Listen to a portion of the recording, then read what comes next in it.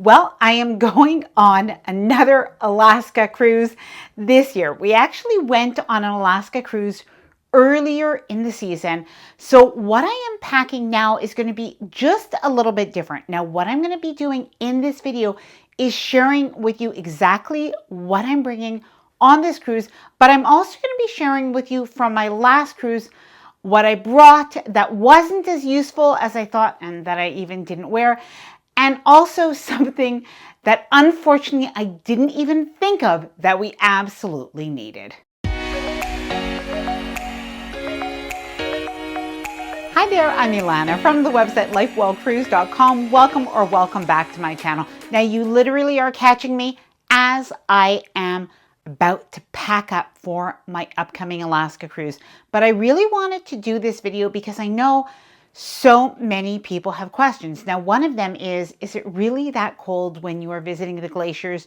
Do I really need to bring a warm jacket? So we are going to be talking about that and some other things that you'll want to bring, as well as some things that might seem a little bit counterintuitive. Now, before I get started, I did want to mention that if you like this video, if you find it helpful, informative, or enjoyable in any way, then please do give this video a big thumbs up. I really do appreciate it. And please subscribe to the channel if you haven't done so already. Let's get started. Now, the first thing that I do whenever I'm getting ready to pack for a cruise is I always keep my clothes that I plan to pack. I just leave them here on this sort of hanging rack. And I always start my cruise outfit planning for the evening, and then I do the daytime. So I am going to go through some of the evening outfits that I'm going to wear. Now, just to let you know, Alaska cruises are a little bit more casual than some other itineraries. However, in this case, I'm actually going on Oceania, and people do tend to dress up just a little bit more than if I was on a Royal Caribbean or a Norwegian cruise line cruise. So just keep that in mind. So let me show you what I'm packing. First, I am thinking about the gala night, or I think it's called the captain's night. They don't have an official formal night, but this is the dress that I am going to wear. Now, the other dress that I'm going to wear for another evening is this dress. Again, this is part of my cruise sort of outfits. Now, this is a jersey black dress, and I think that this is the kind of dress that can actually be worn on many different cruise itineraries because it is sort of spaghetti strap. Is I'll actually pair it with a cardigan or a scarf. So speaking of a scarf, I have this one here. I guess it's more of a shawl. So just a black shawl. I will have this so that in the evening time, if I am wearing something that I want to cover my shoulders, if I'm a little bit cool, or even if I'm out on the balcony, I just want a little something in the morning time, I will have this. And this is great for the airplane. And by the way, I got this on Amazon, so I will link this as well as any other items that I mentioned in this video down below in the description, as well as a pinned comment. The other dress I am bringing is this brown dress. And this dress is more of a summer dress, but I am actually going to be going in July. I've looked at the weather so far, and it looks like it's going to be probably in the low 60s, even the high 50s. It doesn't look like it's going to be a very hot week, or, you know, about 12 to 17 degrees Celsius. Now I'm going to talk about what gear to pack and some things to bring in just a couple of minutes, because yes, it's all going to fit in my luggage. But I did want to talk about daytime outfits, and I actually start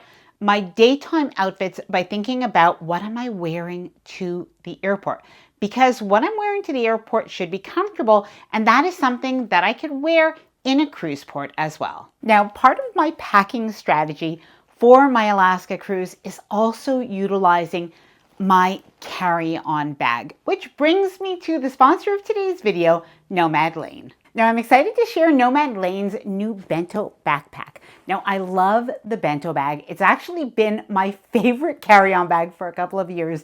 So when Nomad Lane shared how they designed this new backpack to have many of the same features that people love in a convenient backpack form, I was happy to give it a try.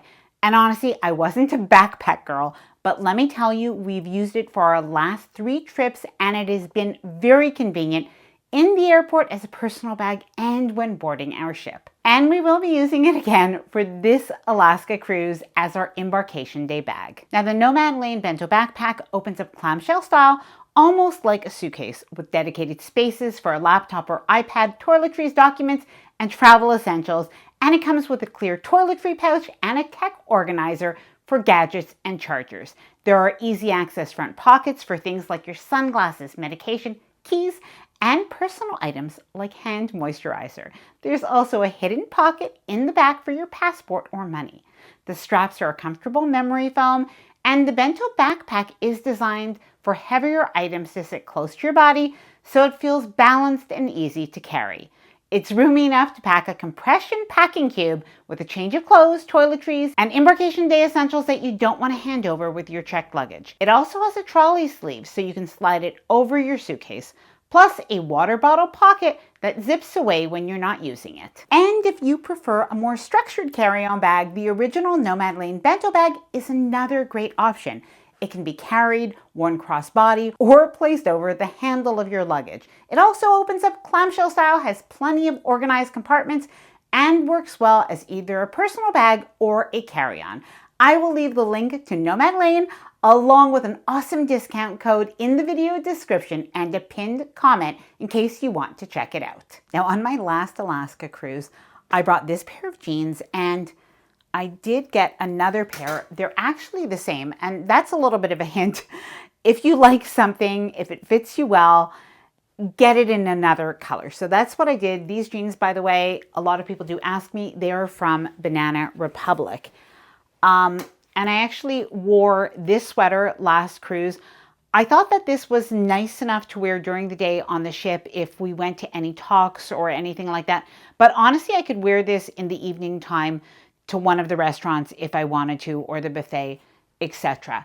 Now, there's also casual clothes, so leggings or, straight leg, light trousers. Now there are some, let me just show you.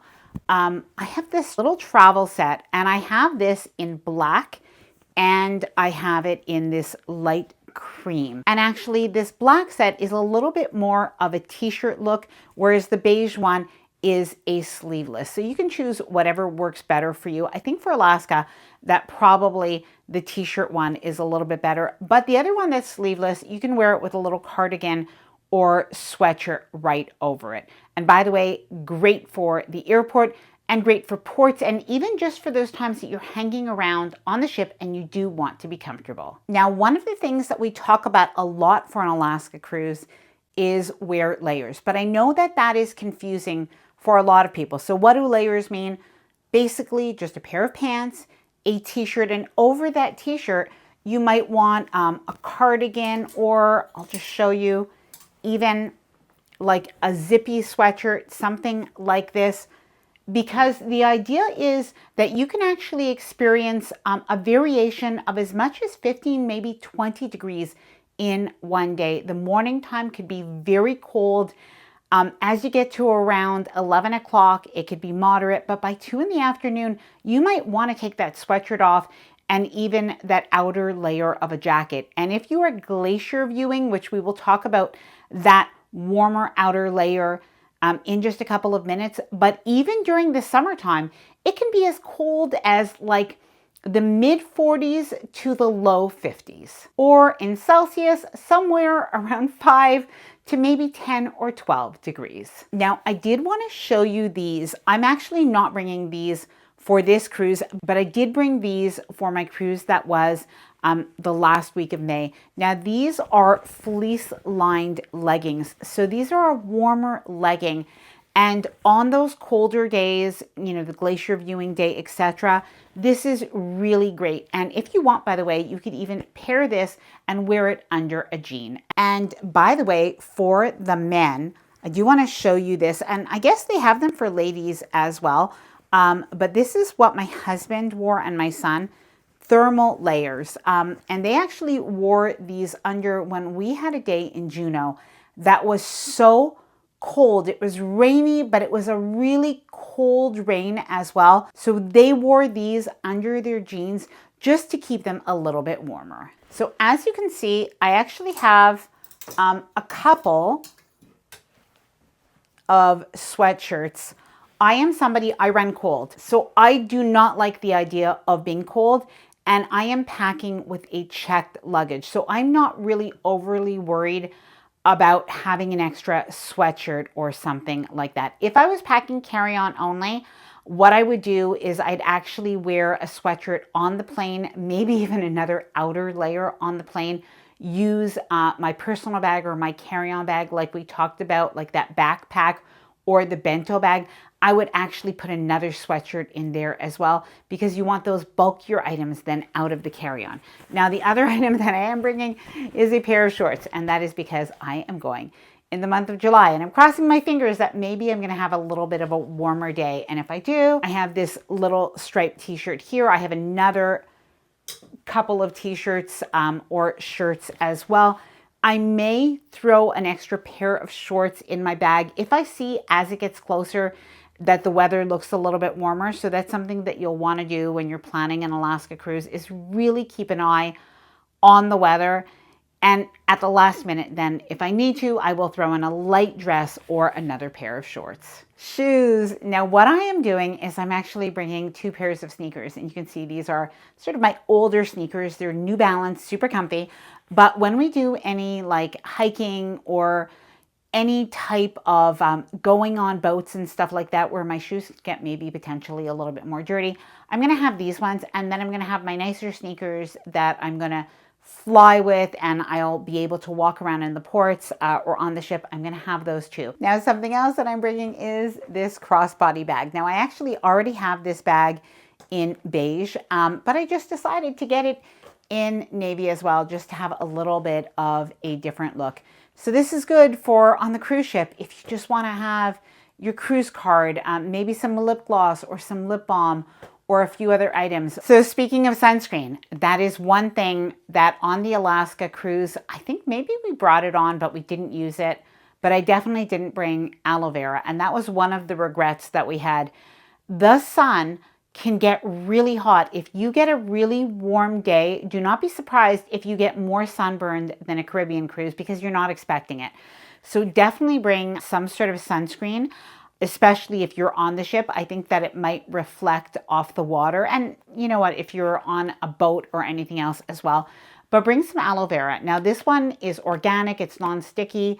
It's the one that I always use, but it is really very good. My son Ethan got super sunburned during our cruise, and even though we bought another aloe vera that was a gel by one of the, the sunscreen companies, it just was not as good. And this is the only thing that helped once he got home. We are going to talk about outerwear, but I realized as I took this jacket off from here that I forgot to talk about bathing suits. So definitely bring a bathing suit as well on your Alaska cruise. I actually went swimming. You would be surprised, but the pools, at least from my experience, are heated.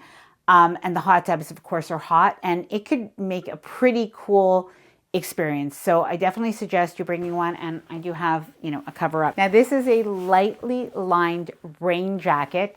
So I am bringing this especially for this time of the year, and it does have a hood. So make sure that when you do bring a rain jacket, that you do get one that has a hood. Now the other thing that I do suggest, and I brought this last time, but I'll be honest, we didn't end up using them, but they're so thin and small that it's better to have it and not use it than to not have something at all. So these are just disposable rain ponchos, and you can have the other rain ponchos as well, but they are a little bulkier. So depending on when you go, if you are going in the month of September, or if you see there's going to be a lot of rain during your Alaska cruise, I definitely suggest bringing them. But otherwise, maybe something small and disposable is fine. Now, when it comes to an umbrella, I've actually brought my umbrella before. I've used it, but I will say sometimes it's just a little bit misty, or it's rainy and it's very windy, and it's almost harder to hold that umbrella. So just having a good rain jacket is actually better. A hat and gloves. Now, people always ask, do I really need a hat for Alaska? Yes, you need a hat for Alaska. In particular, for the glacier viewing day. When you think about it, if there is ice on that mountain that is right next to the cruise ship, and if there are little pieces of ice that are floating by, it has to be very cold. So you want to kind of protect your ears. You want to feel warm. So I definitely suggest that you bring this. Now, also the other thing that I suggest that you bring are touchscreen gloves. Now, these are really, really smart because you're going to keep your hands warm, especially on those cold glacier days. But because they are touchscreen, when you are taking a picture, if you're texting, if you're taking a video, you can actually still use your phone with your gloves. Oh, and by the way, these touchscreen gloves, the hat, and many of the items that I mentioned in this video, they are from Amazon. So when possible, I'll leave the links down below. Now, this is not closed, but these are travel binoculars. So they just come in this case. And if there is one thing that you want to bring, it is binoculars. When we left from Seattle on our last cruise, it didn't take us more than an hour to get out of Seattle before we actually saw whales off the side of the ship. And it is pretty amazing. So you definitely want to have some. Now, the other things that I bring, and it really is just to keep myself organized, but this is my hanging toiletry bag. So I'm going to pack this right into my checked luggage. I'm still going to have, by the way, in my carry-on bag, I keep liquids and I keep the basics that I need just in case if my luggage was ever lost. I always do have, some of my makeup and a few things in, the smaller sizes. But this is right now the makeup bag that I'm using. I love the way it has this little compartment down here at the bottom with a little zipper, because you can actually put your brushes there. And it's a nice slim design, and if it's not completely full, it doesn't take up a lot of room in your luggage. A vacuumed pack bag for our puffer jackets. So we are going to be bringing our puffer jackets even on our cruise in July. Now, this is actually 2 jackets that are in here. So I'm going to compress all of the air out of these. It's my husband's and mine. And we'll just put that in our luggage just in case. Now, I'm not sure if I'm actually going to need it during the month of July, but I would rather have it and not need it than actually need it and really feel too cold, especially if I am on an excursion. Something that happened to us during our last cruise is we found that during our day in Juneau, we were on a bus. It was so cold, not only on the excursion, it was cold because it was rainy and it was just kind of cold. But when we got into the bus after and we were wet, I do not know why, but it seemed like they did not have any heat on at all. And literally, I was freezing even with my jacket. Now, I am going to leave an Alaska cruise playlist after this where I have more packing videos and Alaska cruise essentials and even our Alaska cruises, because if you are going on an Alaska cruise, I think that if you pick and choose, you will find a couple of those videos helpful. Now, as I mentioned, all the links can be found down below in the description of this video, as well as a pinned comment. Now, I'd love to hear from you. Please let me know, when is your Alaska cruise? And is there anything that I missed that I should have talked about in this video? Let me know down in the comments below. Let's make this a resource for other people. Hope you enjoyed this video. If you did, please do give it a big thumbs up. Bye for now, and happy cruising.